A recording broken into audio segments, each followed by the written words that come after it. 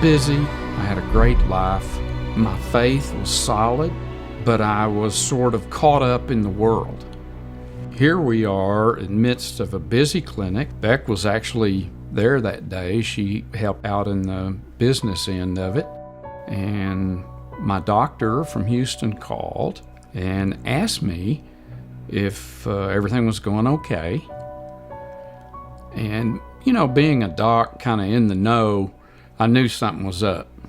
And I just asked him, I says, do I need to pause and sit down? And he said, yeah, Rick, you do. I sat down and I called in Becky and my office manager, Joe, who's like part of the family, and called her in my office and I said, you know, I have leukemia. And my doctor told me that I need to start treatment yesterday. One of the things that really touched me was as I did my last case,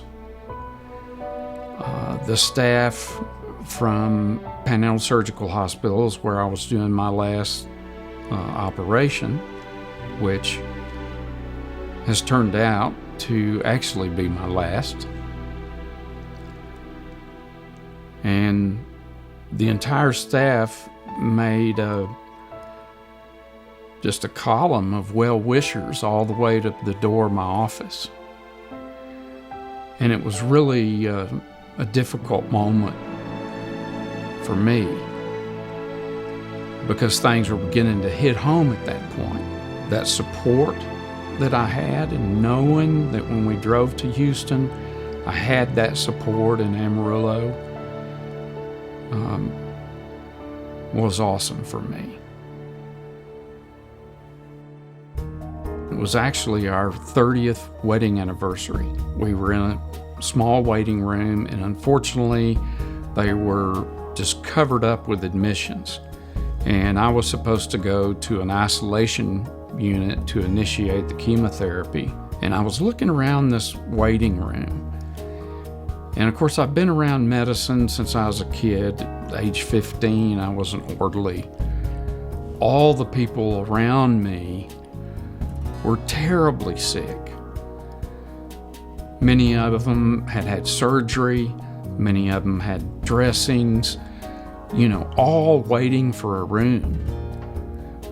And I was telling Beck, I says, these people need a room before I need a room. And I think as I looked around and saw how sick people were, that's when cancer, the big C, really hit me home. On about day 14, Beck was there, probably until almost 11. That night, my fever shot up. I could tell the nurses and staff were concerned. They started drawing my blood almost every hour. And I had a little quiet moment around, probably 3 in the morning. And I just had a feeling that I was going to die. And I prayed really hard, either to live or die. But I wanted to approach this with not only eagerness, but I wanted to be fearless.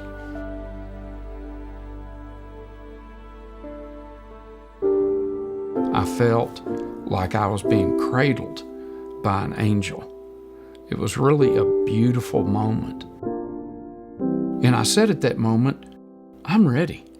Let's do this thing.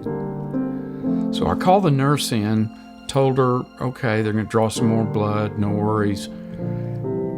Call my doc. And he actually came in early on rounds that morning. And I just told him, I says, look, I've taken buckets of Cipro. I'm going to be, my bacteria are just going to laugh at that drug. You need to give me some vancomycin. And he says, are you clear on this? I says, absolutely. And within 6 hours after my first dose, my fever started going down. And from that point on, Bet came in the next morning. I said, it's a rough night, but my attitude was totally different. And it's been that way ever since. It changed me forever. And that's the hard thing now, is I've had to change my focus. Okay, they've told me, you can't operate anymore. You have neuropathy, you have weakness in your left side, you have problems with your vision. I get it. It's not anything that I'm relishing. But I've also enjoyed being able to work through some of these things by going back and seeing some of the people I work with, trying to volunteer as I had time as a liaison between the operating room, patients' families. So I really feel like God has kept me around for a reason.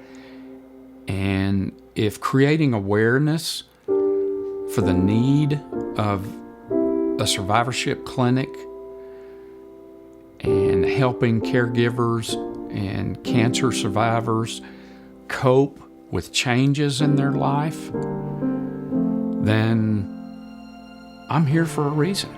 I can help with that.